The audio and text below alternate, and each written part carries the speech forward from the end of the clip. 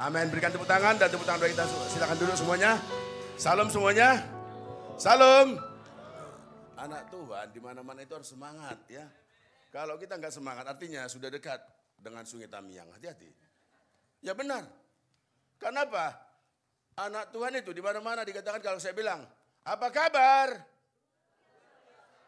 Nah, luar biasa dahsyat. Artinya gini, anak Tuhan di mana-mana itu harus luar biasa walaupun kita biasa di luar. Amin. Betul nggak? Semua kita biasa di luar, berprofesi, ada guru, ada pengajar, ada apa, ada dosen, ada pengusaha. Itu sah-sah saja, itu memang panggilan kita untuk kita menjadi berkat, jadi jawaban. Tetapi apa? Ketika nilai ukur rohani kita harus nampak di luar sana, harus luar biasa. Tepuk tangan sekali lagi bagi Tuhan, tepuk tangan. Oke, yang pertama saya ucapkan terima kasih kepada Bapak Gembala, Pak Jinpen, dan juga seluruh pelayan-pelayan yang ada ya. Ini bukan tempat yang baru bagi saya karena beberapa orang saya lihat teman-teman akrab saya ya. Yang memang Pulau Batam itu kecil. Jadi di mana-mana kita bisa jumpa. Sekali lagi tepuk tangan bagi Tuhan. Ya, hari ini berbicara tentang bagaimana ketaatan adalah anugerah Allah. Ini gini, jadi saya bawa dulu dalam persepsi yang sama. Berbicara tentang ketaatan itu adalah bukan hasil yang akhir yang dituju. Tapi apa? Ketaatan adalah suatu proses yang harus kita lewati. Walaupun kadang kita di situ masih letih, lelah, lesu, mengalami ditinggalkan, diempaskan. Tetapi apa? Kita tetap berjalan seturut dengan rencana Tuhan. Itulah artinya ketaatan. Amin semuanya. Bukan berarti, oh dulu saya taat, sekarang nggak taat. Dulu saya luar biasa bersama Tuhan. Saat teduh, melayani doa luar biasa. Sekarang tidak lagi. Itu bukan bagian daripada ketaatan. Oleh karena itu dikatakan ketaatan adalah anugerah. Kalau cuma sekedar taat saja, baik-baik saja, benar-benar saja tanpa ada sebuah anugerah. Artinya ada nilai yang akan kita peroleh di luar sana, di ujung sana. Artinya tidak ada artinya. Tidak ada artinya kita untuk taat dalam mengikut Yesus. Tetapi karena ada anugerah, ada mercy, ada grace yang Tuhan berikan, maka itu akan membuat hidup kita berkemenangan. Amin semuanya. Jadi sebelum masuk lebih dalam, karena kita di tanah Melayu, ada peribahasa berkata, tak kenal maka tak sayang. Jadi izinkan saya memiliki anak 2, bukan anak 3 ya. Jadi itu bukan anak saya 3 ya. Yang satu itu yang di tengah itu istri saya ya. Namanya Mistria Siagian. Berdiri dulu dong, ini istri yang paling cantik bagi saya. Berdiri biar kenal orang, tuju ini. Ini istri saya, Boru Nirajai. Karena aku lihat sini banyak orang Korea Pak, ya jemaatnya ya, Boru Niraja. Ya, Boru Siagian. Ini anak saya yang pertama, putra saya, itu Yeskiel. Itu lagi menempuh Magister Notaris di UI sekarang ya. Nanti dia bulan 8 ini selesai. Terus yang perempuan itu depan, Deborah itu Fakultas Ilmu Hubungan Internasional di Unpad, Bandung. Ya, kemarin baru selesai LPDP IISMA International Indonesia Mobility Student, dapat 6 bulan di Italia program itu dan dia berhasil ya. Jadi ini bagian saya itu bagaimana gini. Tujuannya gini, ketika kita dipanggil sebagai hamba Tuhan, bukan harus kita menjadi berada di depan ini, bukan sebagai pendeta, sebagai siapapun juga. Yang pertama, kita harus merefleksikan cinta keluarga itu dalam cinta sebagaimana Kristus mencintai. Ketika saya tampil hari ini, itu tidak terlepas dari bagaimana saya mengasihi keluarga saya. Banyak kita dasar luar biasa pelayanan, saya bukan menilai, tetapi di keluarganya tidak begitu harmonis. Harusnya sebagai seorang suami, sebagai kepala rumah tangga, sebagai imam, jumpa bersama keluarga harus ada love from the God. Itu harus tinggal dalam hidup kita. Supaya apa? Betul-betullah cinta Kristus itu hadir bagi kita. Yang kedua, menghadirkan damai sejahtera surga seperti di bumi. Makanya ada bahasa apa? Home sweet home. Apa itu? Rumahku adalah istanaku. Rumah dalam konteks bahasa Inggrisnya bukan berbicara tentang buildingnya, tetapi bicara tentang relation, hubungan. Makanya meskipun kita tinggal di rumah RSS, rumah sangat-sangat sedikit semen, susah sekali selonjor. Tahu kan di Batam ada RSS, saya tambah RSSSSS. Rumah susah selonjor, sedikit semen, sangat-sangat sederhana. Tapi kalau ada damai sejahtera surgawi di situ, rumah yang sederhana, yang mungkin orang dunia lihat mata sebelah kiri, tetapi semuanya ada sukacita, damai sejahtera. Dan yang ketiga, sebagai kita hamba-hamba Tuhan, sebagai anak Tuhan, harus berkarya di profesi. Firman Tuhan berkata, yang tidak bekerja tidak boleh mangan. Betul kan? Harusnya kita harus bekerja apa? Berkarya. Kenapa? Kerja adalah anugerah Tuhan. Dan di samping kesibukan saya semuanya, ya, saya tetap menomorsatukan hubungan bersama Tuhan. Kenapa? Sesibuk apa saya dikasih tanggung jawab, saya bekerja di luar sebagai diberikan tanggung jawab oleh perusahaan orang asing dan sebagainya, bagaimana menjalankan bisnis di Indonesia dengan aset ratusan juta dolar. Kalau saya nggak kompeten, kalau saya nggak bisa dipercaya, pasti mereka tidak akan mengenal saya. Amin semuanya.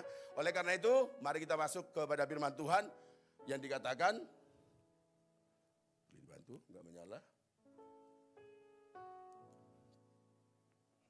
Coba kita lihat. Oke, mari kita baca bersama-sama, kita lihat. Ketaatan anugerah, kita baca Yeskiel 36-26, 1-3. Kamu akan kuberikan hati yang baru dan roh yang baru di dalam batinmu, dan aku akan menjauhkan dari tubuhmu hati yang keras dan kuberikan kepadamu hati yang taat. Ini jelas sekali berbicara nasihat ini, perintah ini kepada saya dan saudara. Oleh karena itu, kalau sampai sekarang hati kita keras, hati kita membatu, kita emosional, kita muarah dan sebagainya. Kadang maaf kata, kalau kita orang Batak, saya orang Batak ya, Sinaga. Suka kali gini, kamu tahu saya itu orang emosi, jangan dipancing-pancing. Ih, dalam hati saya, bodoh kali sudah dikasih tahu, bodohnya bisa bangga-banggakan lagi. Ya kan, orang kita Batak kan, para hati-hati apa katanya, nggak tahu sebagainya. Para hati-hati balga, hati yang keras loh. Kalau keras semua apa? Saya beritahu ya, pada akhirnya sehebat apapun kita, maaf kata, sekalipun dunia ini milik kita, pada saat kita meninggal, apa saat yang paling utama? Ketika kita tidak bisa membawa badan kita ke kuburan, maka pas sampai di kuburan, maka apa? Badan kita akan dipinjak-pinjak. Betul nggak? Dikeraskan tanahnya kan? Betul nggak? Jadi jangan bangga dengan kehebatanmu, prestismu. Mungkin kau sebagai orang hebat, orang sangat begitu dihargai. Ketika kita selesai, maka tukang gali kuburan akan menutup petinya dan apa? Menginjak-injak. So, that means tidak ada sesuatu yang harus kita banggakan dalam kehidupan ini. Oleh karena itu, ada beberapa poin yang kita perlu perhatikan karena cepat saja ya. Apa yang harus kita perhatikan ketika kita dalam membangun ketaatan berkelanjutan. Ketaatan itu harus dikerjakan secara continuously. Bukan ketika saya happy, oh saya taat. Besok saya ada mengalami masalah dengan suami istri, oh saya nggak mau taat. Kalau itu namanya berarti bukan betul-betul taat dibangun. Yang pertama adalah, saya sampaikan, bagaimana dasar dalam membangun ketaatan. Yang pertama, saya dan saudara harus jangan untuk melihat ke belakang. Contoh gini, yang paling mudah. Mungkin kita pernah naik mobil, mengendarai mobil ya. Coba kalau naik mobil, misalnya kaca spion nggak ada. Terus kita mau belok, lihat-lihat ke belakang. Apa yang terjadi? High risk, tabrakan. Tetapi artinya gini, ketika kita melihat ke belakang melalui kaca spion, artinya apa? Pandangan kita tetap ke depan, tetapi bisa kita melihat batasan di belakang. Artinya jangan melihat ke belakang, jangan lagi kita suka kembali ke masa lalu kita. Ke masa lalu kita. Oh saya itu dulu begini, saya itu dulu begini. Kenapa? Masa lalu sudah sebuah history dan tidak akan bisa diulang kembali. Coba kita baca Kejadian 19 ayat 17. Kita baca 1-3. Sesudah kedua orang itu menuntun mereka sampai keluar, berkatalah seorang, larilah, selamatkanlah nyawamu, janganlah menoleh ke belakang dan janganlah berhenti dimanapun juga di lembah Yordan. Larilah ke pegunungan supaya engkau jangan mati lenyap. Cerita ini kita tahu ketika apa? Lot beserta keluarganya. Daerah Sodom dan Gomora. Datang malaikat 2 orang. Ini kota ini mau diselesaikan Tuhan. Kira-kira maaf kata, kita bawa dalam cerita dulu. Ketika malaikat itu berbicara kepada Lot, kepada anaknya, kepada menantunya, dikatakan juga calon menantunya sebagai dan kepada istrinya. Kira-kira mengerti nggak mereka? Apa bahaya yang akan tertimbul? Halo? Kok nggak mengerti? Kan sudah dibilang, kota ini akan ditunggangbalikan. Tahu dong. Makanya kata malaikat aja, besok pagi-pagi, out, quickly, run. Menantunya bilang, nggak benar itu calon menantunya apa? Ini kota makmur kok hebat. Akhirnya apa? Lot dengan kedua putrinya lari cepat-cepat ditarik sama malaikat dan istrinya. Tetapi satu hal, kita lihat ketaatan itu begini. Ketika istrinya lari, dia tahu bahaya akan ada. Tetapi karena hatinya kurang taat. Hatinya masih berpaut tentang, harta aku, aset aku semuanya di belakang sana banyak kali. Gimana itu kebakarnya? Saya mau tahu. Seketika itu dia melihat ke belakang. Maka saat itu juga lah dia melanggar apa? Keputusan Tuhan. Seringkali kita melayanan juga demikian. Kita bilang taat sebagai hamba dan sebagainya. Tapi kita nggak mau taat betul-betul mengerjakan apa yang Tuhan mau. Dan kita lihat, jangan melihat ke belakang. Kenapa? Tidak ada seorang pun yang melihat ke belakang akan makin maju. Percayalah. Tidak ada orang yang selalu melihat masa lalunya akan semakin maju. Tetapi orang yang selalu meninggalkan masa lalu dan mengerti batasannya di mana dan dia berlari sampai garis akhir pertandingan. Itulah yang akan mengalami menerima mahkota kehidupan. Tepuk tangan bagi Tuhan, tepuk tangan bagi Tuhan, tepuk tangan bagi Tuhan. Dikatakan begini, melihat masa lalu tidak akan membuat hidup lebih baik. Percaya. Survei membuktikan orang-orang yang selalu melihat masa lalunya, selalu berpikir-pikir tentang masa lalu, nggak pernah move on, tidak pernah bergerak lebih baik. Selalu dia tinggal dalam apa? Sakit hati, kepedihan, kemarahan, ditinggalkan, dicurigai dan sebagainya. Kenapa? The past hanya sebuah history. Today is the gift, tomorrow is the present. Masa lalu sebuah kenangan yang tidak bisa kita ubah. Hari ini hadiah. Oleh karena itu, ketika hari ini kita dengarkan firman Tuhan, kita yang selalu masih suka dengan masa lalu, ambil deklarasi, I stop it, I move, berjalan bersama Tuhan. Amin semuanya. Dan dikatakan begini, Yesaya 43:18, firman-Nya, janganlah ingat-ingat hal-hal yang dahulu dan janganlah perhatikan hal-hal dari zaman purbakala. Ini jelas sekali firman Tuhan, makanya begini ya, saya kan terlibat di profesi banyak ya. Ketika saya kadang hadir dalam ketika rapat-rapat dengan kadang di kementerian, di Jakarta dan sebagainya. Perbedaan anak Tuhan sama dengan anak tidak Tuhan tuh dari cara-cara dia menyampaikan pendapat.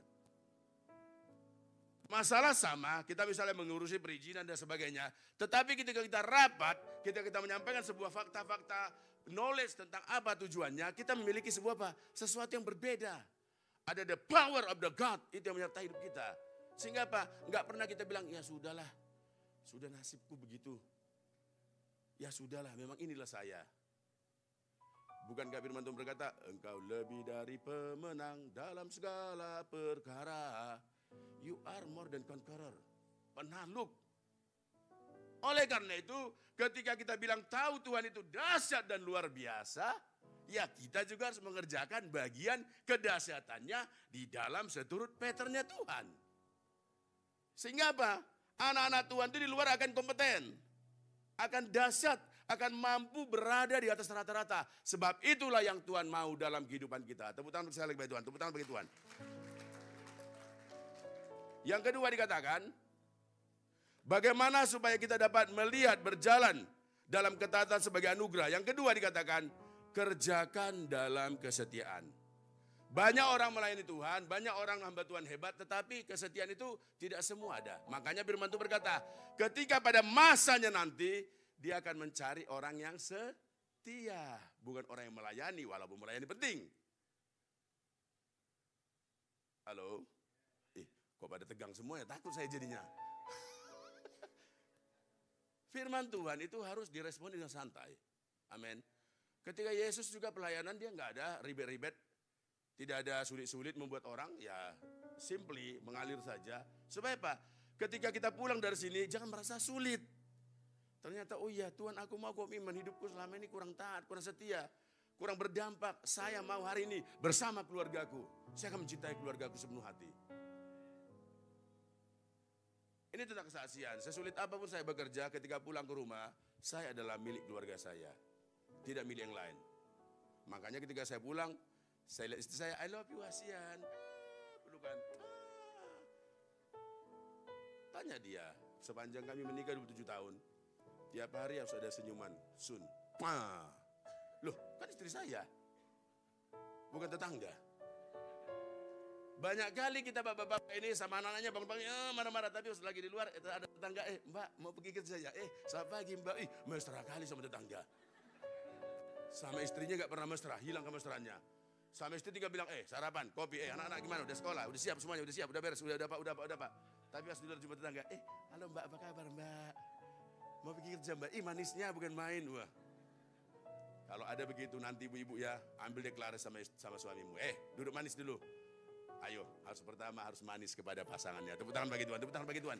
Itulah dasar pertama, ketika kita terlibat pelayanan sebagai anak-anak Tuhan. Yang pertama, harus ada gairah, desire, ada love. kepada keluarga. Itu paling utama. Karena firman Tuhan berkata gini, beritakanlah firman Tuhan dari Yerusalem, Samaria, Yehuda sampai ke ujung bumi. Yang pertama firman Tuhan itu harus berdampak di ring satu, keluarga. Kalau kita lihat kitab Alkitab dan 66 buku, dari Kejadian dimulai dengan apa? Adam dan Hawa tentang keluarga. Di Maliaki bicara tentang apa? Hati bapak-bapak akan kembali kepada anak-anaknya tentang keluarga. Matius dimulai dengan apa? Silsilah Tuhan Yesus tentang keluarga. Dan Wahyu berakhir tentang apa? Bahwa Tuhan Yesus akan datang sebagai mempelai pria yang akan menjemput kita sebagai mempelai wanita Allah. Artinya apa? Keluarga is mandatory di depan Tuhan. Tidak ada main-main.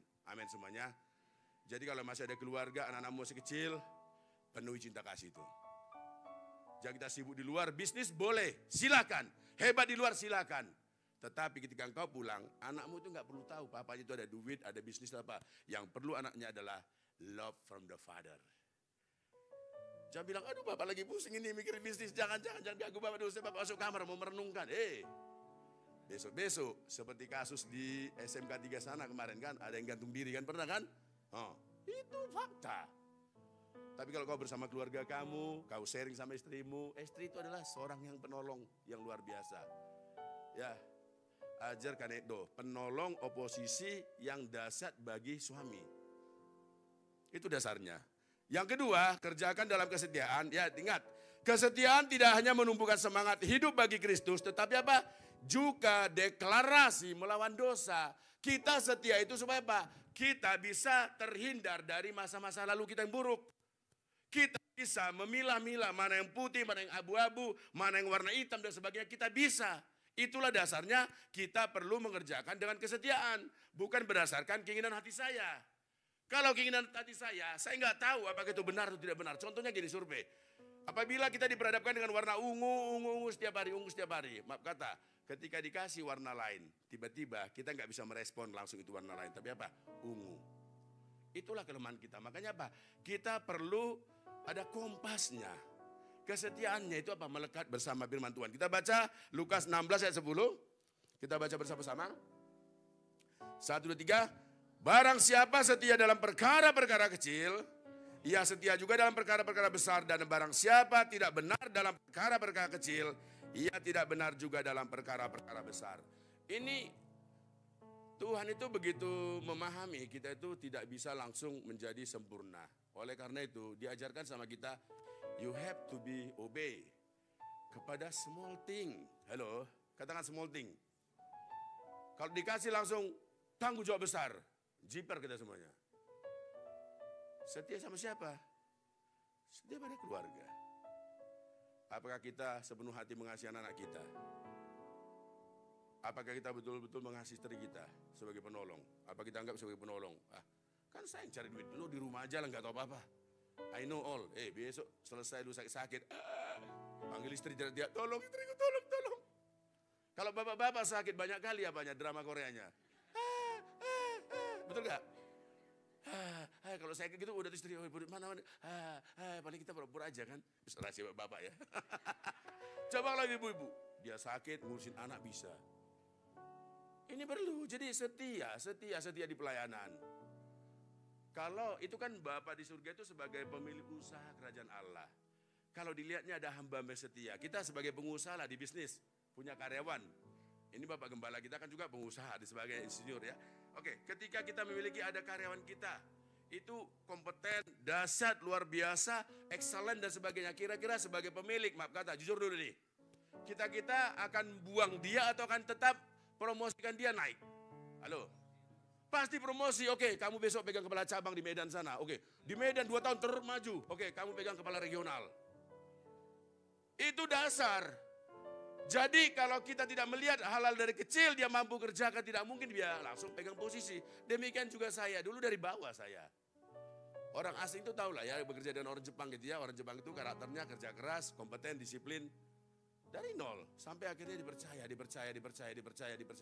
Bukan karena saya naganya namanya Shinaga. Oh Naga-san, oh Ohayo gozaimasu, genki desu ka? No. Bukan saya orang Kristen. Bukan, bagi mereka tidak begitu. Tapi apa? Ketika kita kerja secara benar, kompeten, dahsyat dan bisa diandalkan, Ketika dari pusat datang selalu, Budisan, oke, this project, please success. Itu aja dibilang dia. Enggak saya bilang, gimana suksesnya? How to do? I don't know. Maka saya harus pertama berdoa, Tuhan give me wisdom. How to be success this project. Maka Tuhan membukakan pikiran-pikiran kita yang tidak mampu kita lakukan. Maka dia bukakan dan apa? Akhirnya kita mampu dan berhasil. Dan sebagai pemenang. Tepuk tangan bagi Tuhan, tepuk tangan bagi Tuhan. Itu dasarnya. Oleh karena itu dikatakan begini, dalam hal membangun kesetiaan ya. Dikatakan begini. Takut akan Tuhan, tetap beribadah dengan setia. Artinya gini, ketika kita takut sama Tuhan, itu bukan bicara kita takut berjumpa. Bukan takut, maksudnya takut untuk tidak setia. Takut melanggar janji-janji kita. Dikatakan begini, 1 Samuel 12:24-25, takutlah hanya akan Tuhan dan beribadah kepadanya dalam kesetiaan dengan segenap hatimu. Sebab ketahuilah betapa besar hal-hal yang dilakukannya di antara kamu. Tetapi jika kamu masih juga berbuat jahat, maka baik kamu maupun rajamu akan dilenyapkan. Kalau kita nggak maju-maju juga, bukan berarti Tuhan tidak peduli sama kita. Bukan Tuhan tidak sayang. Kasih sayangnya tetap ada. Buktinya apa? Orang jahat, orang baik, pembunuh, perampok, terorisme ketika bangun pagi dikasihnya matahari. Betul tak? Dikasihnya kicauan burung. Cicu, cicu, cicu. Tadinya kita mendengar. Itu berkat universal. Tetapi pengenalan akan dia, akan kita mengerti apa jalan-jalan Tuhan bagi hidup kita. Ini penting sekali. Oleh karena itu, tetap beribadah. Beribadah artinya apa? Bekerja, berkarya, melayani Tuhan. Bukan berarti beribadah, kita hanya ibadah, memuji, tidak. Karena Tuhan kita bukan Tuhan yang dia statis, tapi dinamis.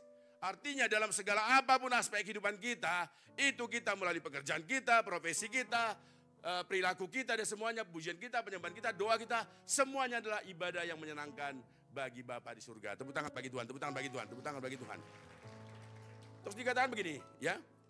Takut akan Tuhan itu berbicara tentang apa? Hati melekat melebihi dari pemberian.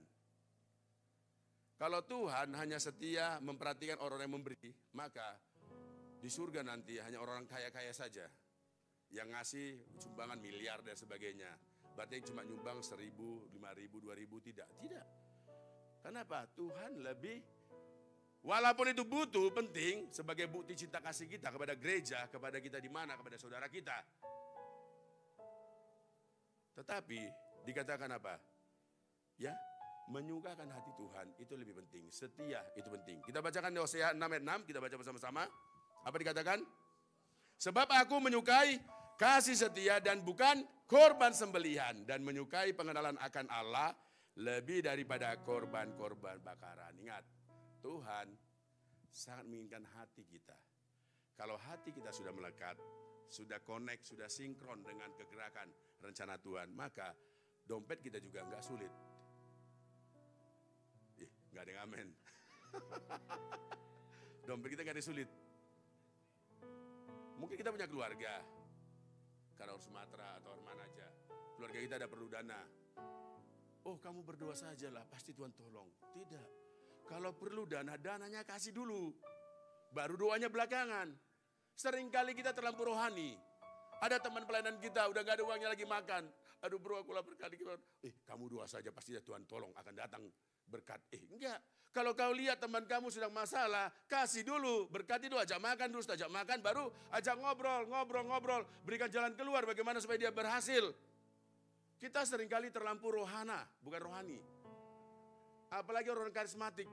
Sikit-sikit doa-doa. Betul, doa penting. Tetapi pada tempatnya. Kalau orang sudah lapar, makan dulu kasih, bukan doa dulu. Kita lihat Tuhan Yesus, 5 roti 2 ikan, kenapa ada banyak ngobrol apa? Lapar nih semua ini, nggak mungkin ikut-ikut terus nih. Gimana murid? Nggak ada, hanya 2 roti 5 ikan. Gimana nih? Nggak cukup 5.000 orang, itu laki-laki, belum perempuan, belum anak-anak. Tetapi, ingat, sama dengan kita, ketika kita memberi teman kita, ini uang saya biasa, ongkos saya kerja nggak ada lagi. Ini uang kontrakan saya, gimana nih, masa saya kasihkan?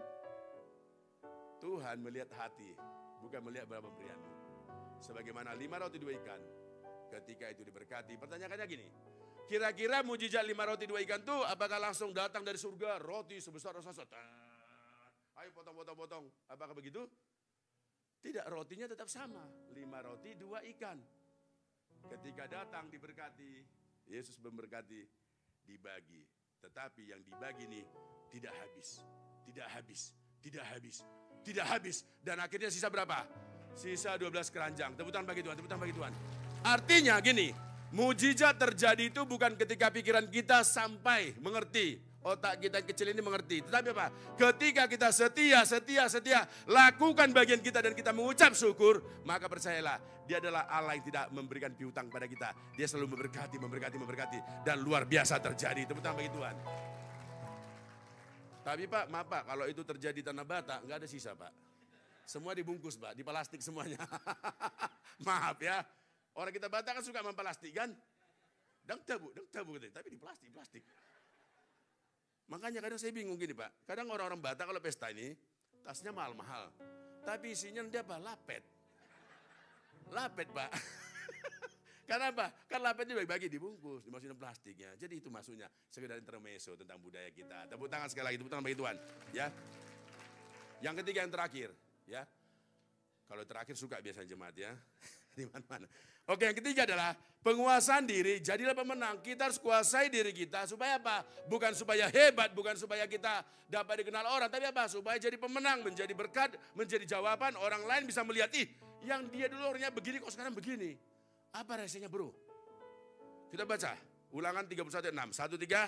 Kuatkan dan teguhkanlah hatimu.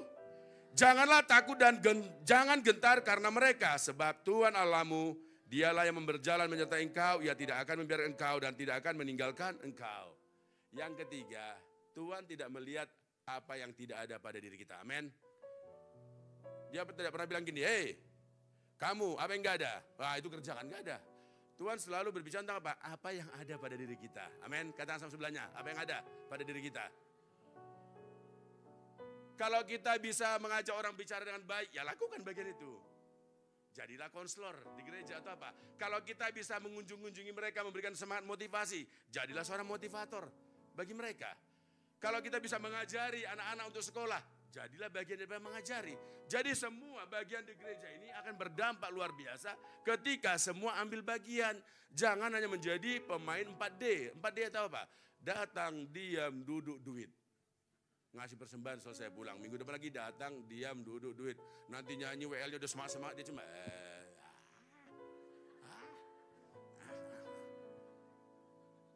yang ketawa-tawa mungkin pernah melakukan. Tepuk tangan sekali lagi bagi Tuhan. Tapi kita menjadi bagian dari gereja ini bekerja, berkarya, berdampak. Sebab itu yang Tuhan mau. Makanya dikatakan kuat dan teguhkan, keluarkan, mampukan potensimu. Jangan bilang, oh saya gak punya apa-apa. Atau jangan bilang begini, saya itu dari dulu begitu terus. Makanya ada lagu Dian Piscesa, kalau kita yang tua-tua Pak ya. Aku masih seperti yang dulu. Ya gitu teruslah kita. Sampai Tuhan Yesus datang pun kita masih begitu terus. Tapi perubahan itu perlu ya. Makanya ketika kita mengalami perubahan, maka ada hal-hal yang Tuhan akan sampaikan. Kenapa? Ketika kita taat, maka ada tujuannya. Tujuannya apa? Hidupnya itu berkemenangan. Ketika taat, ada akan menjadi referensi bagi orang lain. Bukan untuk kebanggaan, tetapi apa? Menjadi saksi bagi Kristus bahwa orang taat itu ada reward. Ada sesuatu yang akan mengubahkan hidup kita. Saya juga dulu, bapak saya dulu porhanger memang. Ya, porhanger itu kalau di AKBP itu di bawah pendeta ya, ada mendirikan 3-4 gereja. Saya dulu anti dengan namanya kita puja penyembahan dan sebagainya, karena saya orang apa? Sampai saya di Batam jumpa sama yang jadi istri saya dulu, saya putuskan dia. Putus kita pacaran. Tapi dia ketawa, kenapa? Kau jadi istriku, gue bilang. Pemuda-pemudi jangan mau pacaran terus ya, harus diputus, statusnya berubah. Akhirnya dia mengubah saya, ya. Saya tadinya pemalu, nggak pernah berani ngomong, nggak pernah apa. Akhirnya apa? Saya diubahkan Tuhan. Proses. Dulu kita dari pertama yang apa? Yeremia Rim almarhum mungkin tahu. Ya waktu masih di Batam dulu. Memberi motivasi, pengajaran. Akhirnya apa? Saya berubah seperti sekarang. Karena ada memang orang-orang yang dasar dipakai Tuhan, yaitu orang-orang sebagai penolong di keluarga kita masing-masing. Tepuk tangan bagi penolong masing-masing di keluarga. Ya. Oleh karena itu dikatakan gini, Ulangan 20 ayat keempat dikatakan, sebab Tuhan dikatakan apa? Allahmu, dialah yang berjalan menyertai kamu untuk berperang bagimu melawan musuhmu dengan maksud apa? Memberi kemenangan kepadamu. Lihat, Tuhan tidak pernah tinggal diam. Karena apa? Engkau adalah bagaikan apa? Biji mata daripada Allah. Coba misalnya gini, maaf kata ini. Siapapun kita, tanpa lihat pendidikannya. Terus biji mata kita kasih teman saya. Coba pegang-pegang, main-mainkan gitu. Ciluk ba gitu. Kira-kira ketawa kita. Pasti marah. Jangan, ini berharga tahu. Bro, ini dipakai untuk melihat tahu. Demikianlah engkau begitu berharga di depan Tuhan, bagikan biji mata Allah. Kalau ada mengganggu kamu, ada mengganggu kita, ada membuat kita senang apa? Pertolongannya, perlindungannya apa? Dia akan berperang bagi kita. Pertanyaannya, siap gak kita untuk dia berperang bagi kita? Siap gak dia bekerja dahsyat dalam hidup kita? Tapi kita gak percaya. Tak mungkin saya bisa. Tak mungkin lah Pak Gembala, saya ini orangnya begini-gini saja. Udahlah Pak Gembala, biarlah saya 4D aja. Datang, diam, duduk, dan kasih duit. Tidak begitu. Kita harus bergerak satu rencana Tuhan. Sehingga gereja ini betul-betul menjadi berkat, menjadi jawaban bagi kota Batam. Tepuk tangan bagi Tuhan, tepuk tangan bagi Tuhan. Yang terakhir dikatakan begini. Taat sebagai identitas diri tidak serupa dengan dunia. Roma berkata, janganlah engkau serupa dengan dunia ini, tetapi berubahlah oleh renew your mind. Transform your mind. Berjalan bersama Tuhan, dia itu bagusnya apa? Indahnya bersama Tuhan itu gini. Tuhan itu tidak pernah berpikir tentang masa lalu kami buruk. Kalau dia memandang kita masa lalu, semuanya kita nggak ada yang layak di sini. Semuanya pernah kotor, jorok, jahat. Tetapi ingat, dikatakan pada hari ini ketika engkau mendengar suaranya, jangan keraskan hatimu dalam kegeraman. Siapapun kita, iblis selalu mencuri, enggak mungkin kamu bisa. Jorok kali kau kemarin tadi malam aja kau baru ngapain? Ayo. Semalam kau ngapain? Kau menipu, ayo. Ketika kita mulai, ya enggak bisa lah, aku enggak bisa. Akhirnya apa? Tuh iblis suka kita tetap berada di tempat yang sama. Tetapi hari ini ya, kita supaya jangan serupa dengan dunia. Dikatakan Roma 8:37 kita baca, tetapi dalam semuanya itu, kita lebih daripada orang-orang yang menang oleh dia yang telah mengasihi kita. Kita lebih daripada orang-orang menang. Artinya apa? Di atas semuanya rencana-rencana indah Tuhan bagi kita. Supaya saudara dan saya, Bapak Ibu, menjadi orang-orang yang hebat dahsyat di keluarga dimanapun kita berada. Amin. Ini dahsyat. Coba bilang sebelahnya, dahsyat rupanya rencana Tuhan bagi kita. Bilang, sentuh temannya, yuk. Dahsyat rupanya. Oleh karena itu jangan main-main sama Tuhan. Bangun saat teduh pagi hari. Bangun pengenalan sama Tuhan. Saya bisa begini, ya banyak sekali tekanan dalam pekerjaan. Banyak sekali. Dan tidak bisa, tidak sukses. Tapi bagaimana supaya kita melakukannya kalau tidak karena bersama Tuhan, saya tidak mampu. Mungkin saya sudah stres. Tapi saya tidak senyum hari ini, bisa tak melayani Tuhan. Ini besok contohnya, saya harus ke Bandung untuk ada rapat dari pengupahan. Dari pengupahan, sampai hari tanggal 1 kita rapat studi banding dan sebagainya. Karena saya selalu seorang Dewan Pengupahan di Batam yang memberikan masukan pada gubernur tentang berapa nilai UMK dan sebagainya. Ya, besok pagi Selasa harus berangkat untuk rapat. Dan setelah itu banyak lagi rapat-rapat lain. Dan saya harus secara jujur, ini Pak Sinaga ini ngapain kurang kerjaan ini? Sudahlah, hidupnya sudah nyaman. Udah di profesi, yang ngapain lagi? Kalau boleh harusnya Sabtu hari Minggu saya pergi ke resource ya.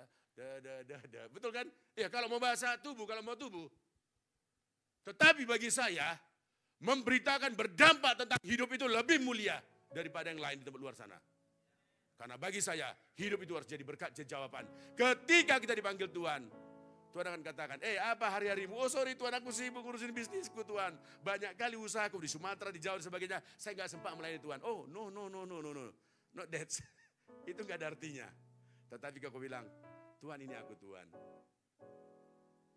Periksa hatiku. Maka Tuhan akan melihat, oh hambaku yang baik dan setia. Saya bangga mengenal engkau. Hidup ini singkat.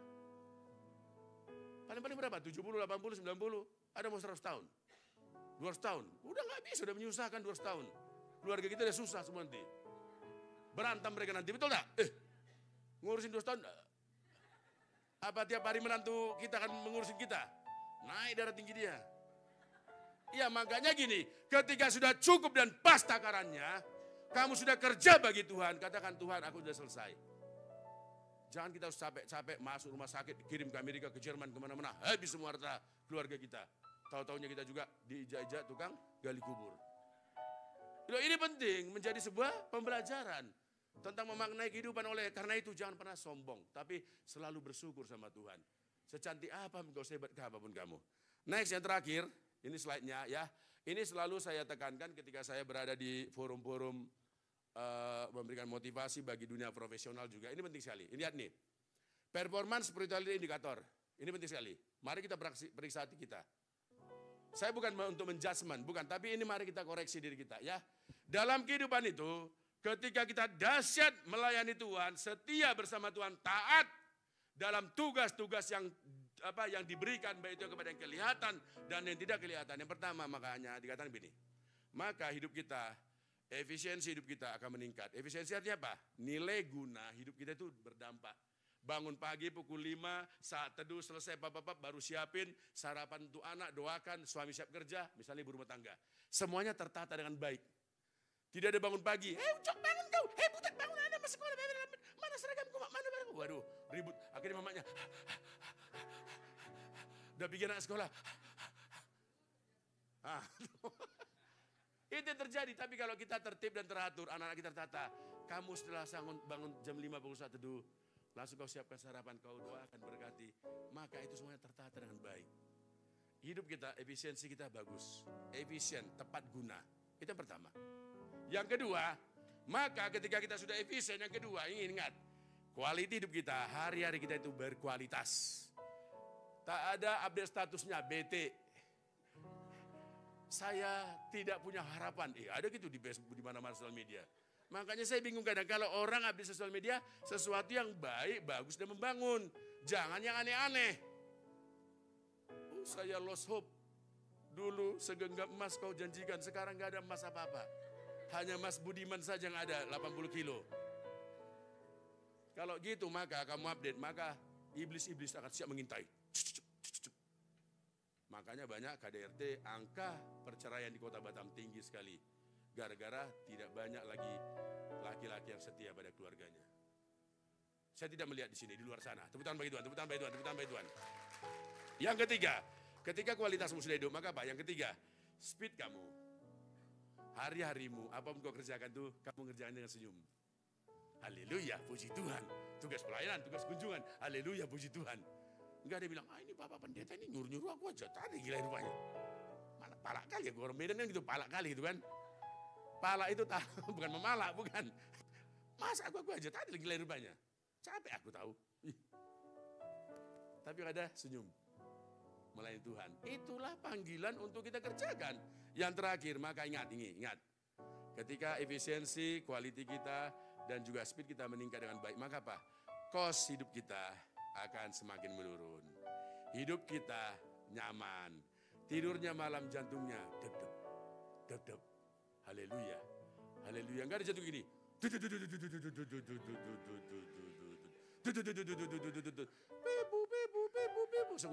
Besok Pak Pendeta datang. Wah, ini hamba Tuhan yang dahsyat, luar biasa, ini pekerjaan yang dahsyat ya. Hamba Tuhan pasti mengatakan yang baik. Tak mungkin dibilang, oh ini jahat ini pekerjaannya. Ini tuh gak pernah ibadah. Wah, besok kabur semua jemaat. Tepuk tangan sekali Tuhan, tepuk tangan. Jadi gini, jangan kita bangga menerima pujian dari dunia. Amin.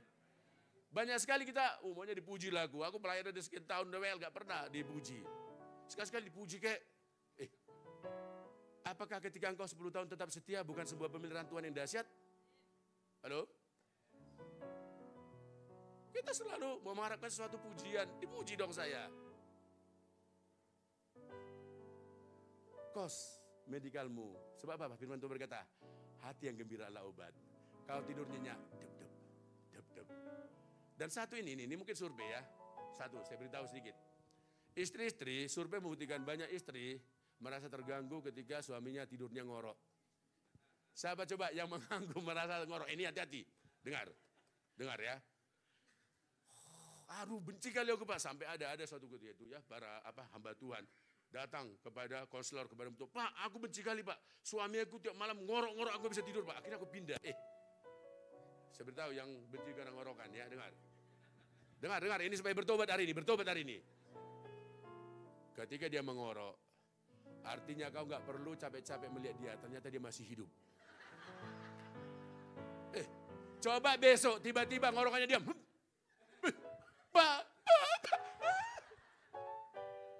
Artinya, mindset kita itu akan menentukan bagaimana kita bersikap. Ada orang sampai cerai gara-gara ngorok. Bukankah ngorokan itu sebagai musik yang sangat indah dari surga? Halo, Bapak Ibu-ibu. Artinya suamiku masih hidup.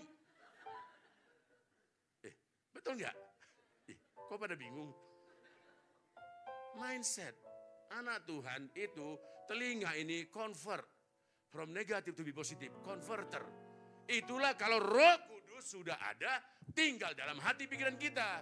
Semua yang buruk yang jelek dari luar sana disaring filter. Sehingga apa? Jagalah hatimu dengan segala kewaspadaan, karena dari situlah terpancar kehidupan. Amin semuanya. Mari hari ini tepuk tangan bagi Tuhan, tepuk tangan bagi Tuhan. Sebagai jemaat-jemaat Gereja GBI BCP, ya, apapun kesulitan itu hal yang biasa. Apapun persoalan dalam kehidupanmu itu hal yang biasa. Tetapi yang pertama adalah apakah kita tetap menjadi hamba yang setia. Tuhan Yesus memberkati. Mari kita bagi berdiri. Saya undang pemain musik. Tepuk tangan bagi Tuhan, tepuk tangan bagi Tuhan.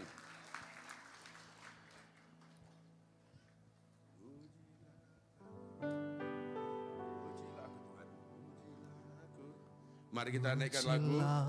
Aku Tuhan, cobalah aku Tuhan, selidiki hatiku dan batinku, mataku tertuju padamu. Aku cinta padamu Tuhan. Yes Lord. Aku rindu hadiratmu Tuhan. Aku ingin selalu dekat padamu, menikmati kehadiranmu. Katakan ku nyanyi,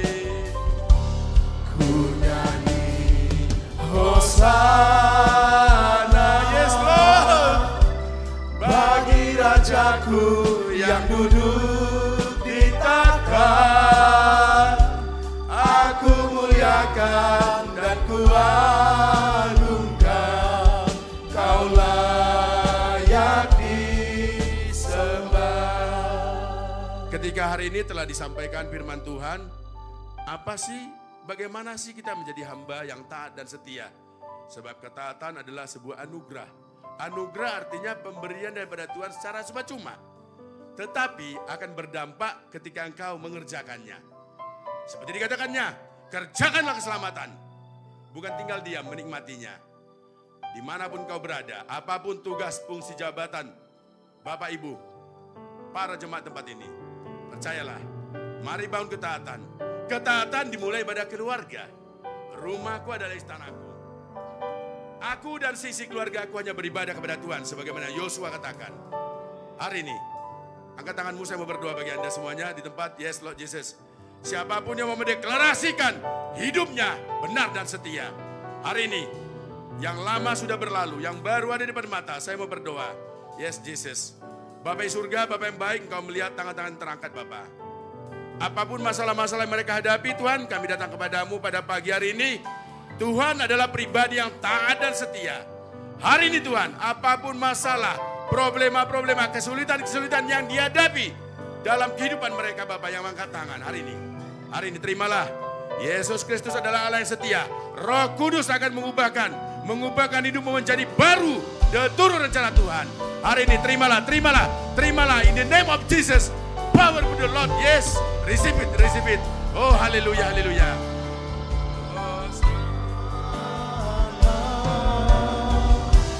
Bagi Rajaku yang duduk di takhta, aku muliakan dan ku agungkan. Kau layak. Mari sekali lagi bersama-sama katakan. Ku nyanyi Hosana, ku nyanyi Hosana bagi Rajaku yang duduk di takhta. Aku muliakan dan ku agungkan. Kau hanya Kau yang layak kami sembah Tuhan. Kaulah yang disembah, Kaulah yang disembah.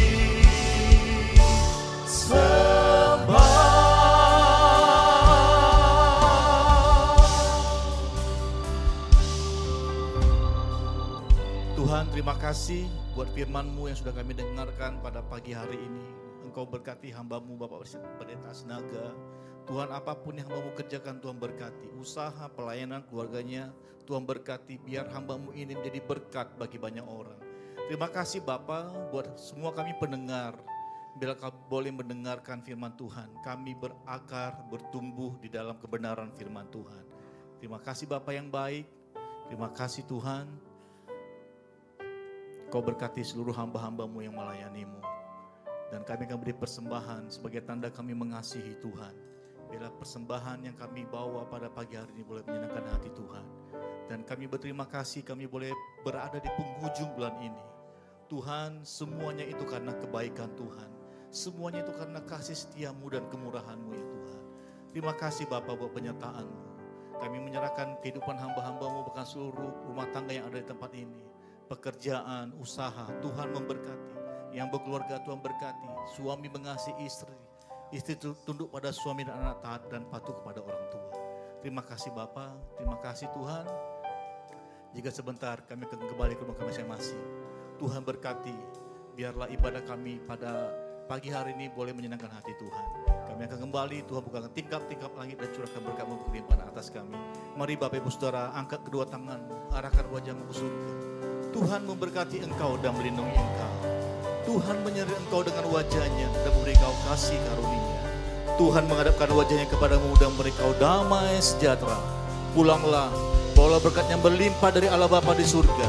Cinta kasih sayang dari Tuhan Yesus dan persekutuan yang masih dengan kuasa Roh Kudus menyertai kita hari ini, esok, bahkan sampai selama-lamanya.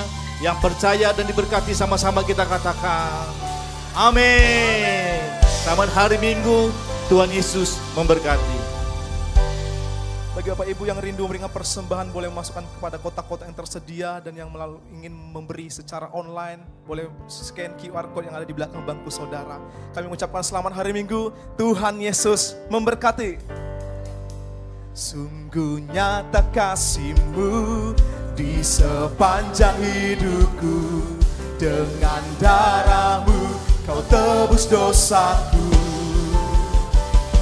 Sungguh nyata kasih-Mu di sepanjang hidupku, segenap hatiku hanyalah untuk-Mu. Sungguh nyata kasih-Mu di sepanjang hidupku, dengan darah-Mu Kau tebus dosaku. Sungguh nyata kasih